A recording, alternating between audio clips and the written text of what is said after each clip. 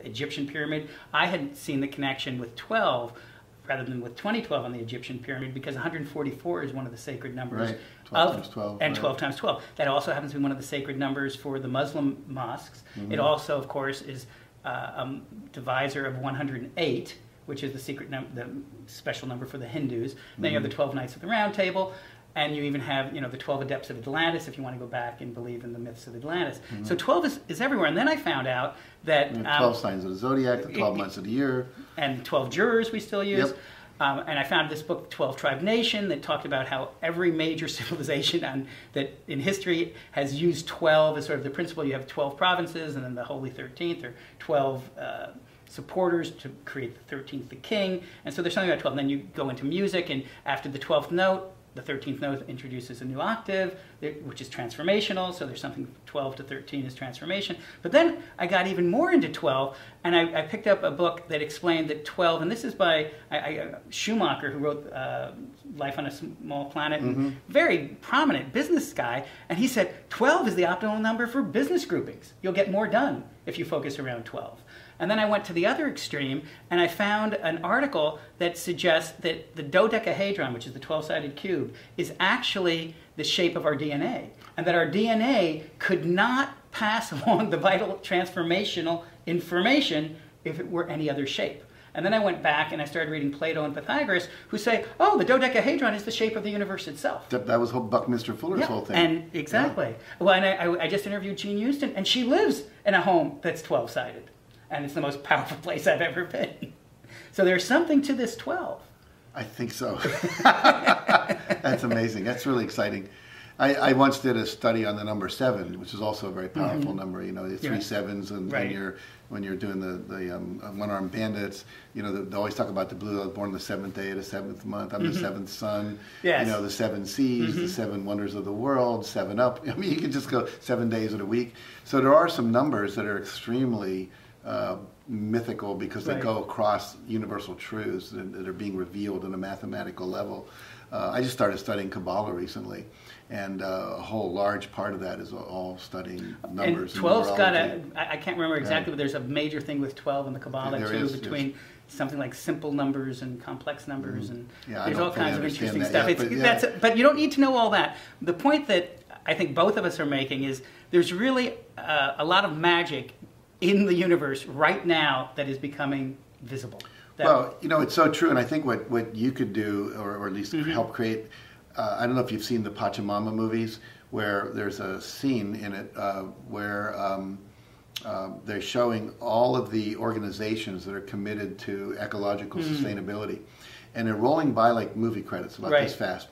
And he says in the original movie, if we had started this film on Friday, and we were here all day today and all day tomorrow and all day the next day, you would still not see the end of these organizations. Fantastic. And now the list has grown to, I forget how many millions of grassroots organizations. So it would take 1 week to watch all those names go by. Wow.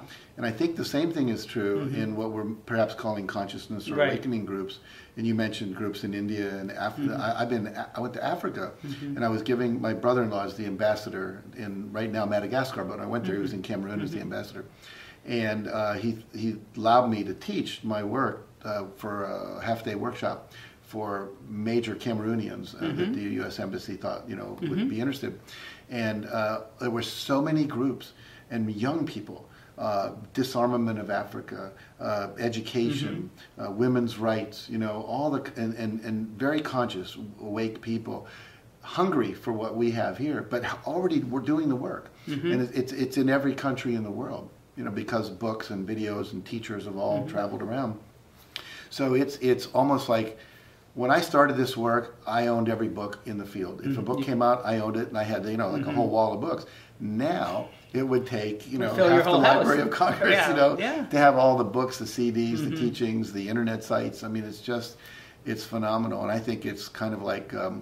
We used to think we were leaders. I think now I feel like more like a surfer. Right. I'm just on the board, moving toward the shore. It's a tsunami of transformation that's occurring. Well, and I think that everyone listening to this tape just realize how important you are. There's so much that can be done. We hear too much from the major media about all the problems that we have. And I'm not saying those problems don't exist, and our economic system may be collapsing, and our health system is a mess, and all these things are real.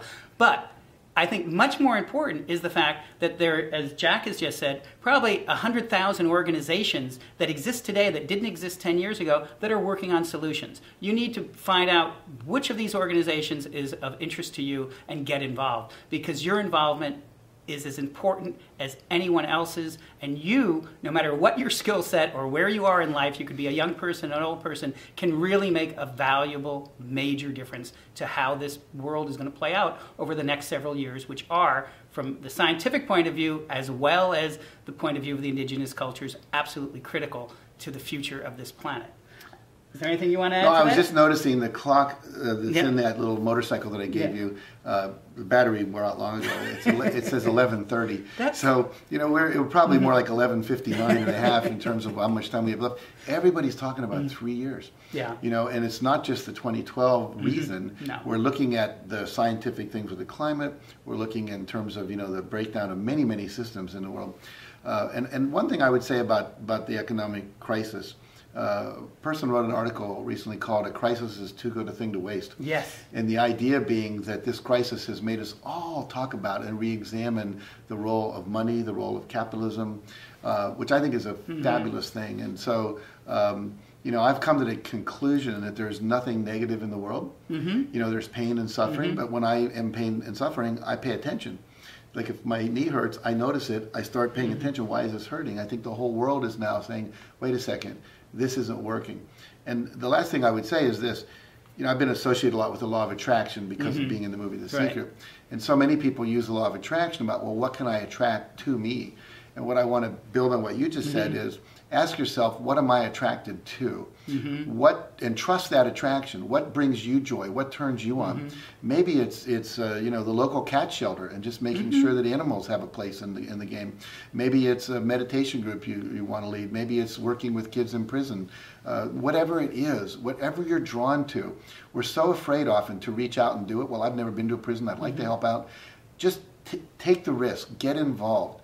Get in the game, and you'll find that if you follow your bliss, as Joseph Campbell said, even in this great moment of transformation, the thing you're drawn to do is the thing you're meant to do. And I would say one last thing too.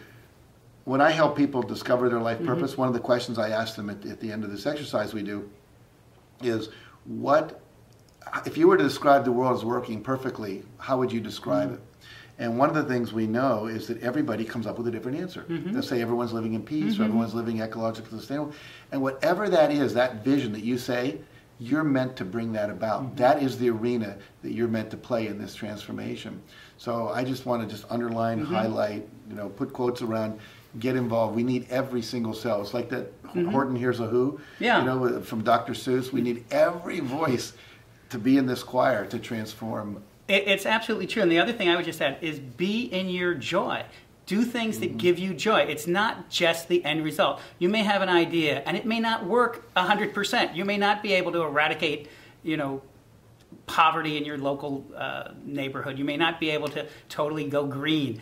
It's okay. If you're experiencing joy in the moment of making your commitment, of your intentions, and of affecting other people and making some level of positive change, you don't have to get it all done. There's 7 billion people. You need to get those 7 billion people aligned with you and you aligned with them. And that's really what it's all about. Because on the highest level, we really are a single human consciousness and a single, almost human being. Just the way that we have, I don't know how many cells, you probably know this better than I, in our human body.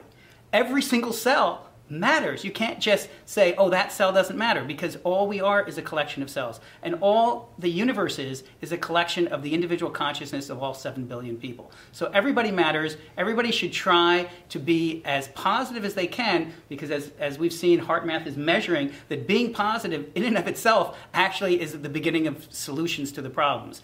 So it doesn't mean that we ignore our problems. It doesn't mean that we try to pretend everything is perfect. Things will never be perfect, because being human, you're constantly involved with change. The universe itself is change. And as Jack has said, everything ultimately does have a positive purpose, but that doesn't mean you're not going to experience death. You're not going to experience sickness. These seemingly negative events actually, if you were able to look at the whole scope of time, serve a positive purpose, because we have to recycle everything